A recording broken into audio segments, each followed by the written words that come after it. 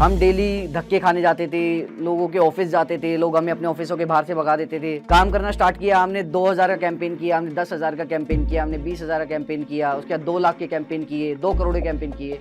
आज के टाइम पे अगर मैं बोलूँ तो हमारी कंपनी की टर्नओवर 40 करोड़ के आसपास है। तो ये जो 40 करोड़ है सिर्फ मैंने यूट्यूब के थ्रू कमाया है। मैं कितने यूट्यूबर्स के बारे में बता सकता हूँ जो आज के टाइम पे करोड़ों एक महीने का कमा रहे हैं। तो आप लोगों को भी लग रहा होगा कि वो लोग तो भाई बन चुके हैं, अब हमारा नंबर कैसे आएगा? अभी भी ज्यादा देर नहीं हुई है। तो बेसिकली अब मैं आपको बताने जा रहा हूँ कि एक यूट्यूब चैनल स्टार्ट कैसे करते हैं। नमस्कार दोस्तों, मैं आशीष भारद्वाज।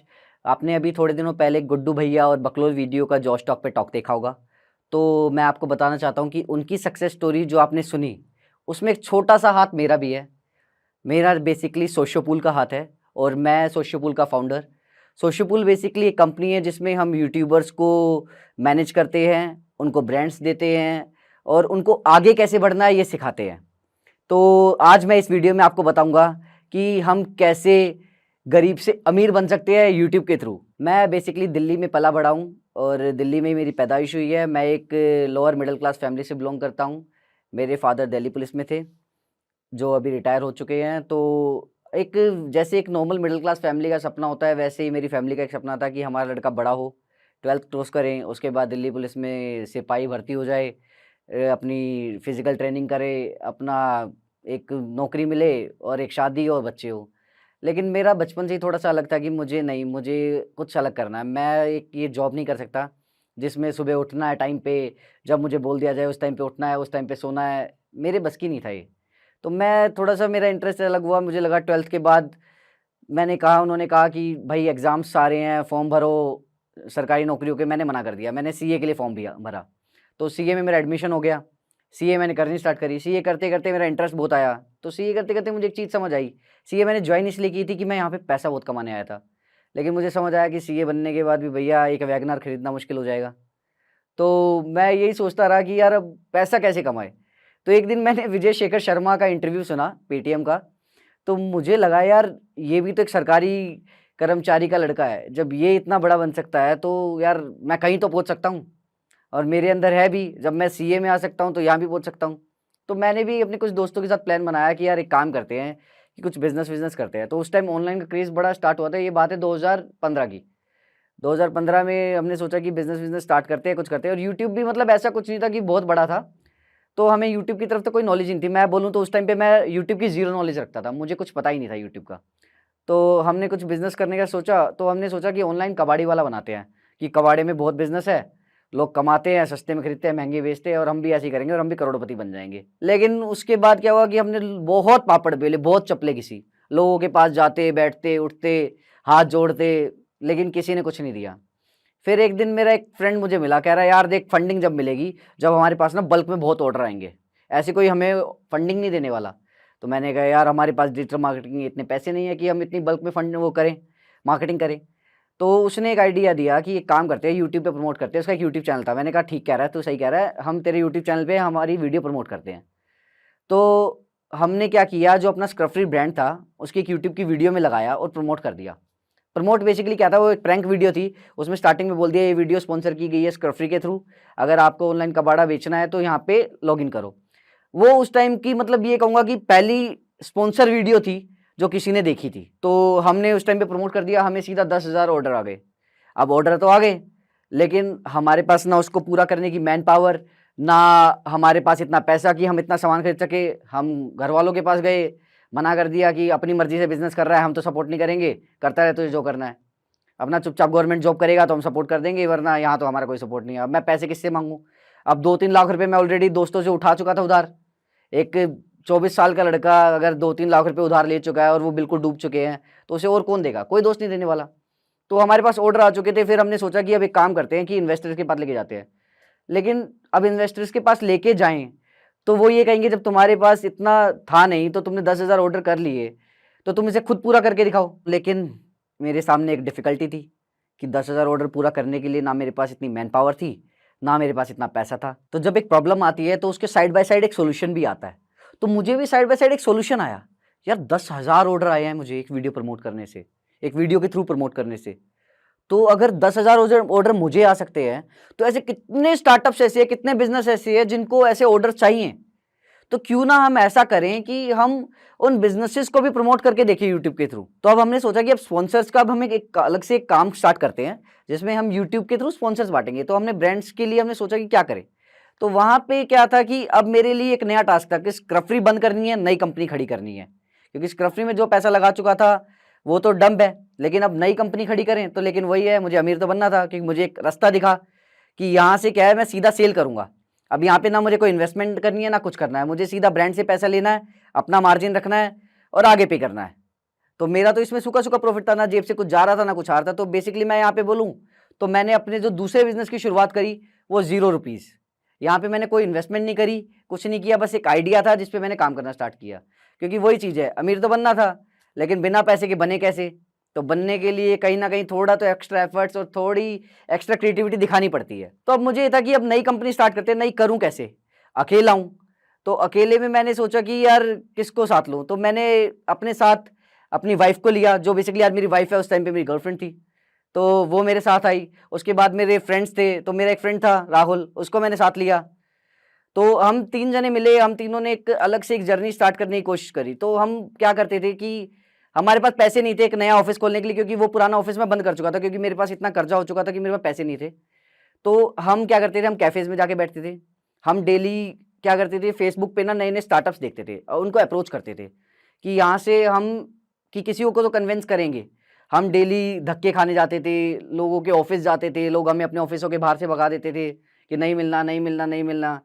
तो हमने ये जर्नी स्टार्ट की और बेसिकली बोले तो यहाँ से एक नया फेज स्टार्ट हुआ कि हमने एटलीस्ट 1 साल कोई ब्रांड नहीं किया। हम लोगों के पीछे पड़े रहे, हमें कोई इंटरेस्ट ही नहीं दिखाता था। हम लगे रहते थे, करते रहते थे, करते रहते। 1 साल बाद मुझे एक छोटा-सा ब्रांड मिला, जिसमें क्या था कि उन्हें इनकम टैक्स वो बेसिकली एक सीए था जिसे अपनी इनकम टैक्स के लिए लोग चाहिए थे। तो उसने कहा कि मैं तो सिर्फ़ ₹2000 दे सकता हूँ। तो मैंने कहा चलो कोई नहीं, 2000 से स्टार्ट कर लेते हैं।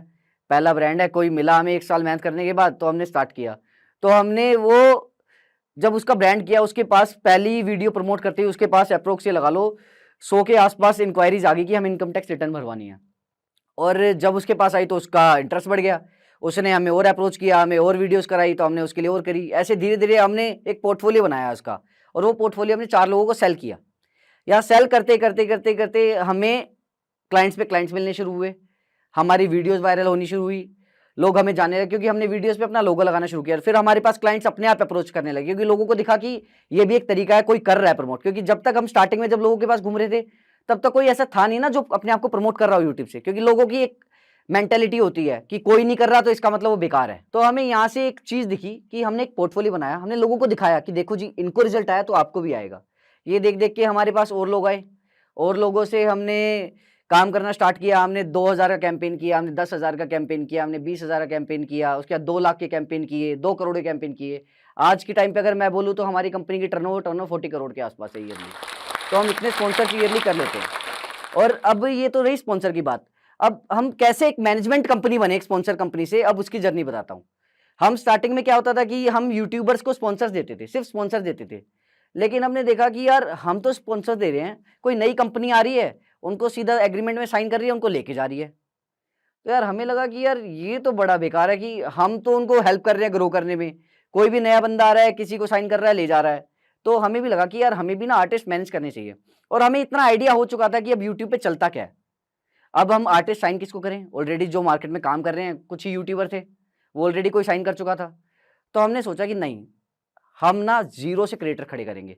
क्योंकि जो हम जीरो से खुद क्रिएट करेंगे ना क्रिएटर्स को, वो हमारी वैल्यू करेंगे, हमारी रिस्पेक्ट करेंगे और हमारे साथ लॉन्ग टाइम जुड़े रहेंगे। तो ऐसी शुरुआत हुई बकलोल वीडियो की। बकलोल वीडियो हमें मिला, जिसको हमने बेसिकली हमें 70-80 हज़ार रुपये मिला था, जिसको हमने हेल्प करी कैसे कंटेंट बढ़ाना है, कैसे उसे आगे बढ़ना है। अगर उसको कोई लोकेशन की हेल्प चाहिए थी, हमने लोकेशन की हेल्प की, और उसको आइडियाज चाहिए थे क्या बनाना है, हमने वो आइडिया दिए।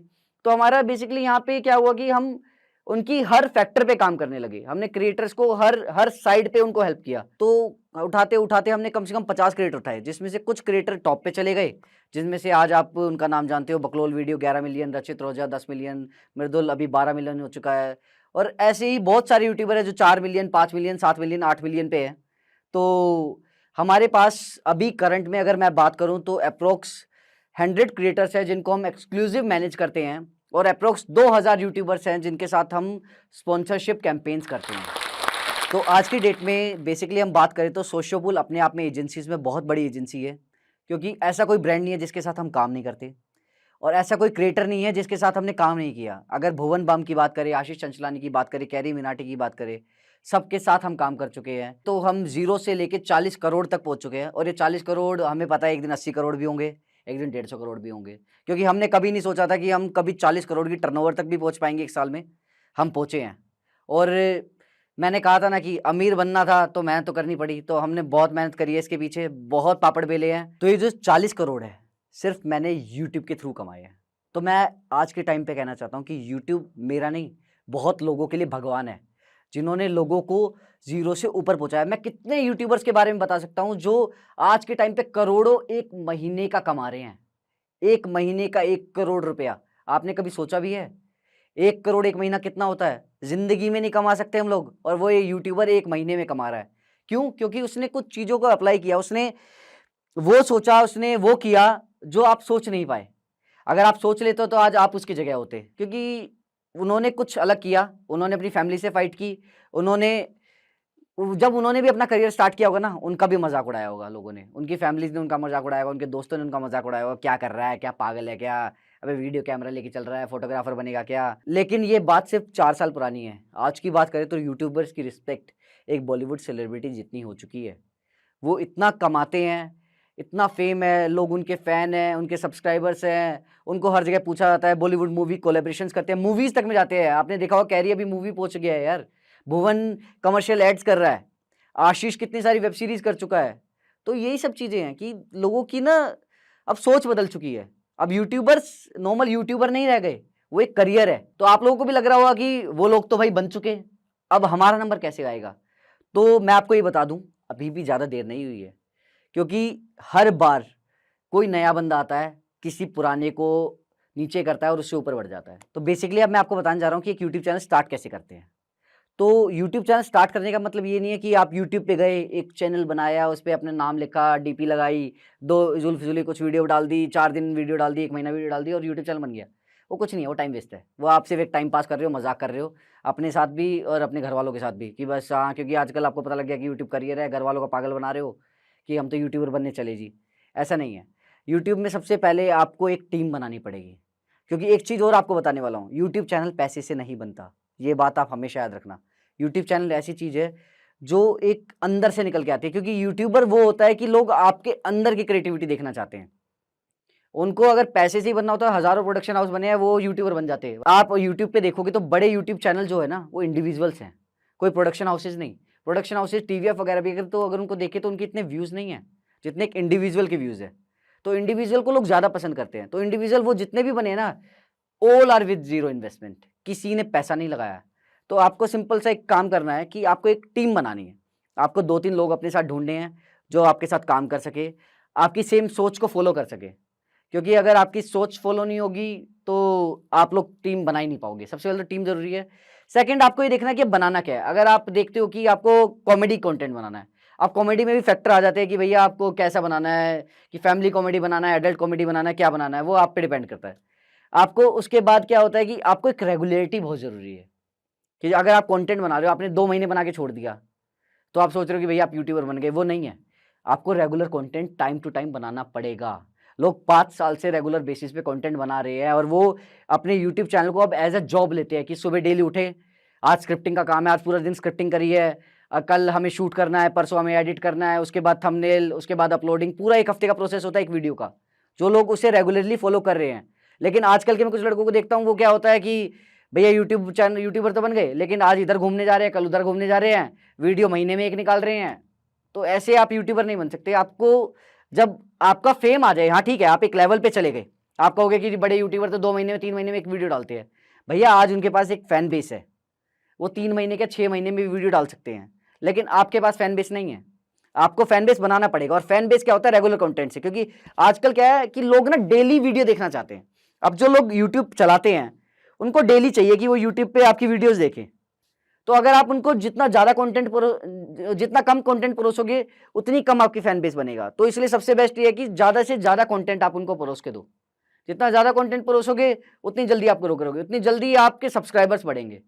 अगर मैं एग्जांपल दूं कि बकलोल को 4 साल लगे 10 मिलियन करने में, रचित को 3 साल लगे 10 मिलियन करने में, और वहीं पे मृदुल को सिर्फ 2 साल लगे 10 मिलियन करने में।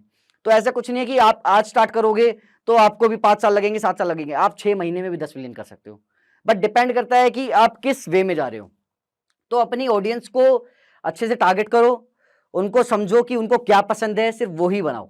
ये मत सोचो कि आपको अच्छा लग रहा है कि नहीं जी मेरे को तो ये कंटेंट अच्छा लगता था मैं यही बनाऊंगा। नहीं, आपके जिस कंटेंट पे सबसे ज्यादा व्यूज आते हैं आप वो समझो कि इस कंटेंट पे 10 मिलियन व्यूज आए, दूसरे पे 2 मिलियन, क्या उसमें क्या अलग था कि 10 मिलियन आए और दूसरे पे 2 मिलियन आए? कुछ तो अलग था। जो जिस पे 10 मिलियन आया ना उसकी समझो और उसको समझ के सेम वैसा ही कंटेंट बार बार परोसो। अगर मैं एक छोटी सी बात करूं, भुवन आज भी अपने हाथ में कैमरा लेके ही वीडियो बनाता है, क्योंकि उसे पता है लोगों को ऐसी ही वीडियो देखना पसंद है। वो प्रोडक्शन नहीं करता ज्यादा। और वहीं पे हम कितने सारे ऐसे यूट्यूबर्स हैं जो सिर्फ प्रोडक्शन दिखाते हैं, अगर वो हाथ में कैमरा लेके बनाएंगे उनकी वीडियो नहीं चलेगी। तो आप यही चीज आपको समझनी पड़ेगी कि लोग क्या होता है हर वीडियो में एक्सपेरिमेंट करते हैं, एक हाथ से बना ली, एक प्रोडक्शन के साथ बना ली, एक कैसे बना ली, कैसे बना ली। वो सबसे गलत है। आप इतने सारे एक्सपेरिमेंट्स मत करो।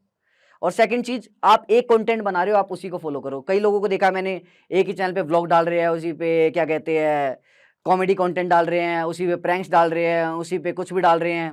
वो सब चीज़ें बिल्कुल गलत है।